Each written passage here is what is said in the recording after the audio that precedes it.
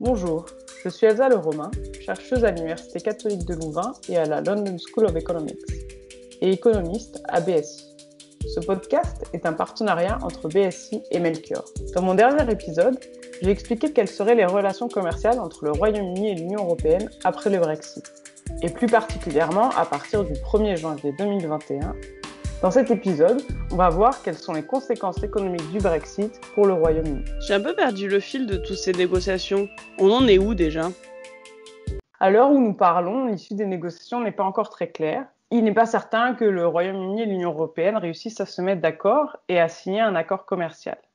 Mais ce qui est sûr, comme on l'a vu dans le précédent épisode, c'est que le Royaume-Uni va sortir du marché unique et de l'union douanière. Donc, dans tous les cas, ça implique une augmentation des coûts à l'échange entre ces deux partenaires, éventuellement par l'imposition des droits de douane et très certainement par l'augmentation des barrières non tarifaires.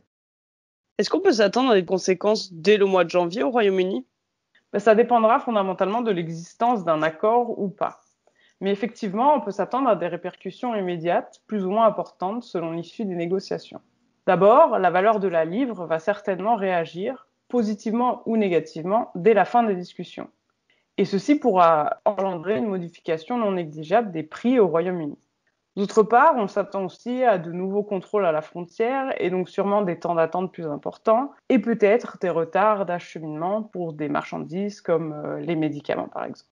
Et enfin, on peut s'attendre aussi à des changements sur le marché de l'emploi avec des nouvelles règles d'immigration et d'embauche pour les Européens. Cela dit, ces conséquences seront sûrement noyées dans les répercussions de la crise du coronavirus et donc difficilement perceptibles. Mais à long terme alors, quelles seraient les conséquences ? Quantifier les répercussions économiques à long terme, c'est pas une mince affaire. D'une part, car il n'y a pas de précédent historique sur lequel s'appuyer. Jamais un pays développé de la taille du Royaume-Uni n'a quitté une zone économique aussi intégrée que l'Union européenne. Et d'autre part, car elles dépendront de la nature de l'accord, si tant est qu'il y en ait un. Les économistes ont donc recours à des modèles théoriques. Depuis le référendum, il y a eu de nombreuses études sur le sujet de la part du gouvernement, d'institutions internationales et de chercheurs indépendants. Elles nous donnent une idée générale des effets du Brexit sur la croissance économique et des secteurs et les régions les plus touchés. Mais il ne faut pas oublier que ces modèles sont construits avec des hypothèses parfois abusives. La plupart de ces études s'accordent cependant à dire que cette sortie sera coûteuse pour le Royaume-Uni à long terme. Il verra ses coûts à l'échange augmenter avec son partenaire commercial privilégié qu'est l'Union européenne, accord ou pas. Le gouvernement britannique a estimé que la diminution de son PIB après 15 ans serait de l'ordre de 8% sans accord et de 5% avec accord, avec, à la différence de la crise du coronavirus, un impact progressif. Depuis juin 2016 et le référendum, il y a déjà eu des conséquences économiques, non ?